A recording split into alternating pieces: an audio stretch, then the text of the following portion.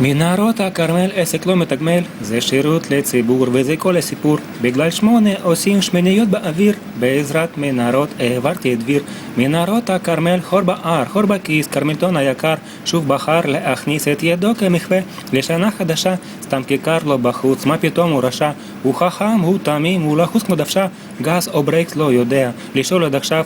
הוא רוצה להיות עשירון עליון, מה זה רק קצת עזרה בגידול הפריון. הוא חסך ברמזור, למה לא לעזור חזרה? תאמין לי, יצאנו בזול, אתה סתם מתבאס, השירות היה 10, הוא שווה כל פרוטה ממקטע למקטע.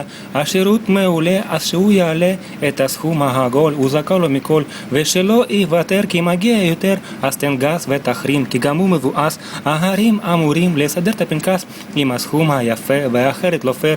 מהיום לא נכנס, מצפון או דרום, כבר נמאס לי לגרום לו לתרום ולתרום. כרמלטון יצא פרייר, אני לא נצלן, יעשו 10 או אני לא אצלן. הוא תמים כמו בתול, הוא כמו מילקי הורס, מקטעים שלו בול מתאימים להיות 10, בגלל 8 עושים שמיניות באוויר, בעזרת מנהרות העברתי את דביר.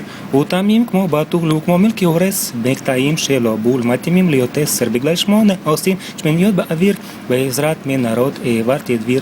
לה לה לה לה לה לה, לא יודע לשיר, לפחות למזרח העברתי את דביר. לה לה לה לה לה לה, לא יודע לשיר, לא יודע